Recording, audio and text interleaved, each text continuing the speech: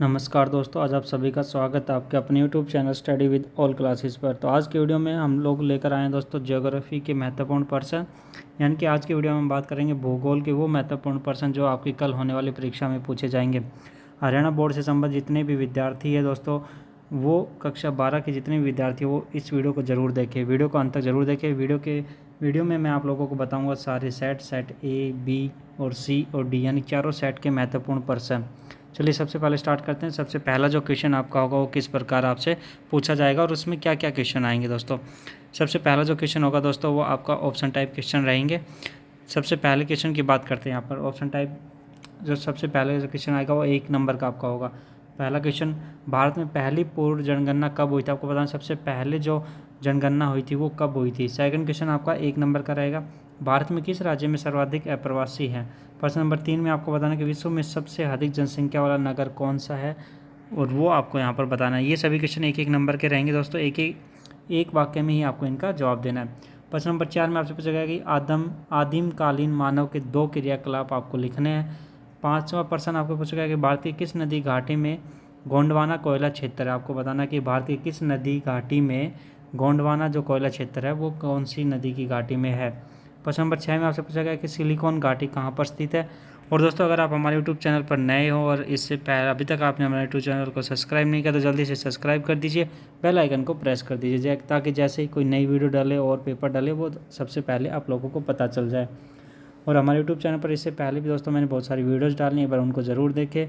किसी भी विद्यार्थी को अगर PDF चाहिए या तो मैं वीडियो के डिस्क्रिप्शन में चैनल का लिंक दे दूँगा, टेलीग्राम चैनल का, व्हाट्सएप ग्रुप का, वहाँ पर आप ज्वाइन कर लीजिए और वहाँ पर आपको प्रत्येक क्वेश्चन पेपर का PDF मिल जाएगा। प्रश्न नंबर 9 की बात कर लेते हैं। भारत में उत्तरी रेलवे मंडल के प्रमुख कार्यालय का नाम आपको लिखना। प्रश्न नंबर 10 आपका ऑप्शन टाइप रहेगा, इसमें 4 ऑप्शन आपको दिए जाएंगे कै ख घ करके। निम्नलिखित में से किस महाद्वीप में जनसंख्या वृद्धि सर्वाधिक? आपको बताना है कौन से महाद्वीप में जनसंख्या सर्वाधिक है। इंग्लिश और हिंदी दोनों में आपका पेपर रहेगा। 11वां क्वेश्चन भी आपका ऑप्शन टाइप रहेगा। निम्नलिखित में से कौन सा एक प्रतिकर्ष कारक नहीं है? आपको बताना कि प्रतिकर्ष कारक नहीं है। जलाभाव, बेरोजगारी, चिकित्सा, महामारियाँ, कौन सा इनमें से नहीं है वो आपको यहाँ पर बताना है। इसी प्रकार 12वां क्वेश्चन आपका 12वां क्वेश्चन रहेगा दोस्तों कि निम्नलिखित में से कौन सा देश उच्च मानव विकास वाला देश नहीं है, यानी कि आपको बताना कि कौन सा जो देश है दोस्तों यहाँ पर। 11वां क्वेश्चन आपका था। 12वां, कौन सा देश उच्च मानव विकास वाला देश नहीं है? जापान, मिस्र, नॉर्वे, अर्जेंटीना, इनमें से कौन सा देश है जो उच्च मानव विकास वाला देश नहीं है। इसी प्रकार 13वां क्वेश्चन आपको यहाँ पर देखिए, स्त्रियों के प्रसव की संख्या किस धारा में अधिक है? आपको बताएं जो स्त्रियों की प्रवास की संख्या जो है वो किस धारा में अधिक है? ग्रामीण से नगरीय, ग्रामीण से ग्रामीण, नगरीय से नगरीय और नगरीय से ग्रामीण। बताना है आपको किस में अधिक है। प्रश्न नंबर 14 यहाँ पर आप देख लीजिए। प्रश्न नंबर 15 की बात करते हैं, निम्नलिखित में से किस वर्ष में पहला रेडियो कार्यक्रम प्रसारित हुआ? आपको बताना कि निम्नलिखित में से किस वर्ष में जो रेडियो का पहला कार्यक्रम था वो प्रसारित हुआ था। 1911 में, 1936 में, 27 में, 23 में। इनमें से कौन सा जो सही उत्तर होगा दोस्तों वो आपको अपनी उत्तर पुस्तिका में लिखना है। 16 प्रश्न आपका 2 नंबर का आपका 16 क्वेश्चन रहेगा। प्रवास के आर्थिक परिणाम आपको लिखने जिसके लिए आपको 2 अंक दिए जाएंगे। 17 प्रश्न आपको बस्तियों के वर्गीकरण किसके क्या आधार हैं जिसके लिए आपको 2 अंक मिलेंगे। प्रश्न नंबर 18 जल परिवहन के क्या लाभ हैं, इसके लिए भी आपको 2 अंक मिलेंगे। आगे बात करते हैं प्रश्न नंबर 19 की। सूखा संभावी क्षेत्र विकास कार्यक्रम के उद्देश्य आपको लिखना है जिसके लिए आपको 3 अंक दिए जाएंगे। दोस्तों जो भी ये क्वेश्चन पूछे गए इनका जवाब कम से कम 50 शब्दों में आपको देना है, तभी आपको पूर्ण अंक मिलेंगे, अदरवाइज आपको नंबर काट लिए जाएंगे। आगे बात करते हैं 20वां क्वेश्चन भी आपका 3 नंबर का रहेगा। मानव विकास अवधारणा के अंतर्गत समता और सतत पोषणीयता से आप क्या समझते हैं आपको बताना है। प्रश्न नंबर 21 आपसे पूछा जाएगा कि पतन और पोताश्रय में अंतर आपको स्पष्ट करना है। 22वां क्वेश्चन आपका पूछा जाएगा कि जनसांख्यिकीय संक्रमण पर एक संक्षिप्त टिप्पणी करनी है। इसके लिए आपको टोटल 5 नंबर दिए जाएंगे और इस 5 नंबर में से आपको अथवा में भी क्वेश्चन पूछा जाएगा। यहाँ पर देखिए, भारत में जनसंख्या वृद्धि के विभिन्न अवस्थाओं का आपको वर्णन करना है। यानी कि अगर आप ऊपर वाला क्वेश्चन करने में असमर्थ हैं तो आप ये नीचे वाला क्वेश्चन भी कर सकते हैं, अदरवाइज आप ऊपर वाला क्वेश्चन कर पा रहे हैं तो वो आप जरूर कीजिए, जिसके लिए आपको टोटल 5 अंक दिए जाएंगे। इसी प्रकार बात करते हैं 23वां क्वेश्चन। 23वां क्वेश्चन भी आपका टोटल 5 नंबर का रहेगा। यहाँ पर आपसे क्या पूछा जाएगा कि चलवासी पशुचारण और वाणिज्य पशुधन पालन में अंतर स्पष्ट करना आपको।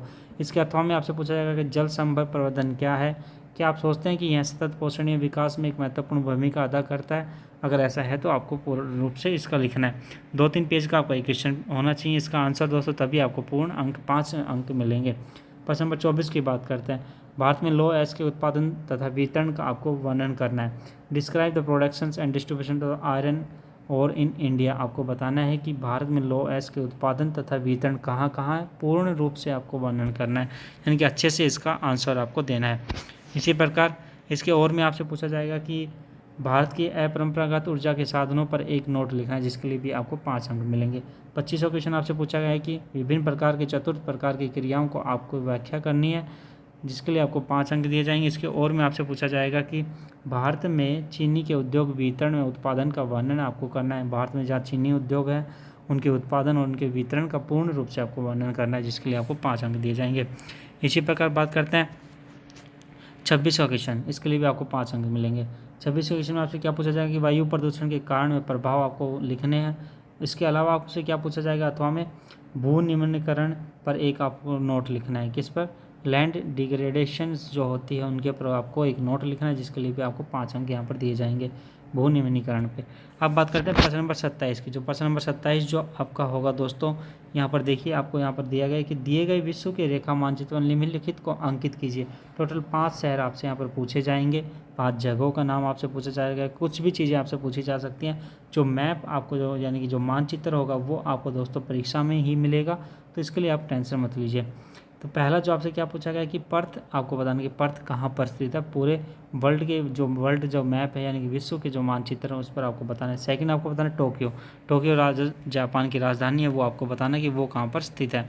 इसी प्रकार जो तीसरा आपसे पूछा गया कि नरोरा आपको बताना है कि जयपुर आपको बताना है, पारादीप आपको बताना है। जयपुर तो आप आसानी से बता सकते हैं, राजस्थान में है। ये सभी चीज़ें दोस्तों ये आपसे पूछा जाएंगे। यहाँ पर आपका सेट 1 खत्म हो जाता है। ये महत्वपूर्ण प्रश्न थे आपकी परीक्षा के लिए, जो कि आपकी कल होने वाली परीक्षा है दोस्तों। अगर आपको वीडियो अच्छी लगी तो वीडियो को लाइक कीजिए, चैनल को सब्सक्राइब कीजिए, और मैं आपका PDF आपको वीडियो के डिस्क्रिप्शन में आपको व्हाट्सएप ग्रुप में वहाँ पर मैं आपको प्राप्त करवा दूँगा, तो वहाँ पर आपसे वीडियो देख लीजिएगा, वहाँ पर आपको PDF भी मिल जाएगा। सभी दोस्तों का धन्यवाद। बनाए अपने YouTube channel study with all classes पर।